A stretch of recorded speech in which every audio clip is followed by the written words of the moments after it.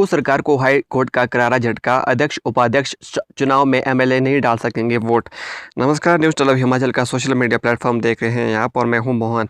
आप कहां से यह वीडियो देख रहे हैं कमेंट करके ज़रूर बताएं। हिमाचल प्रदेश की सुखविंदर सिंह सुक्खू सरकार को कानूनी मोर्चों में एक बार फिर बहुत बड़े और करारे झटके का सामना करना पड़ा है। हिमाचल हाईकोर्ट ने सुक्खू सरकार के उस विवादित फैसले और स्पष्टीकरण और तत्काल प्रभाव से रोक लगा दी है, जिसके तहत स्थानीय विधायकों को नगर परिषद नप और नगर पंचायतों नप के अध्यक्ष और उपाध्यक्ष के चुनाव में मतदान करने वोट डालने का विशेष अधिकार दिया गया था। जस्टिस विवेक शर्मा ठाकुर और जस्टिस रंजन शर्मा की खंडपीठ डबल बेंच ने इस मामले से जुड़ी कई याचिकाओं पर एक साथ गहन सुनवाई करने के बाद यह अंतरिम आदेश जारी कर गया है।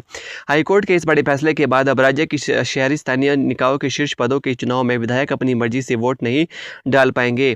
निर्वाचित पार्षदों ने खटखटाया था अदालत का दरवाजा। दरअसल यह पूरा मामला सुक्खू सरकार द्वारा जारी किए गए उस स्पष्टीकरण के बाद गरमाया था, जिसने कहा गया था कि मौजूदा कानून के तहत स्थानीय विधायक भी नगर परिषद और नगर पंचायत के अध्यक्ष व उपाध्यक्ष के चयन के लिए होने वाली वोटिंग में हिस्सा ले सकते हैं। सरकार के इस फैसले के खिलाफ विभिन्न नगर निकायों के निर्वाचित पार्षदों ने अलामबद्ध होकर हाईकोर्ट में याचिकाएं दायर कर दी थी।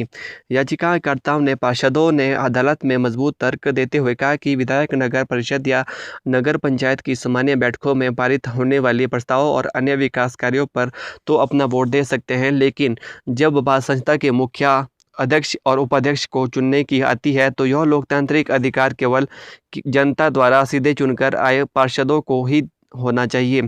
पार्षदों का कहना है कि जब नामित नॉमिनेटेड सदस्य इन पदों के लिए वोट नहीं डाल सकते तो विधायकों को यह बैकडोर एंट्री क्यों दी जा रही है। हाईकोर्ट ने सरकार के आदेश पर लगाई ब्रेक। मामले की सुनवाई के दौरान हाईकोर्ट की डबल बेंच ने याचिकाकर्ता पार्षदों की दलीलों को प्रथम दृष्टया प्राइम फेस सही और तर्क संगत पाया।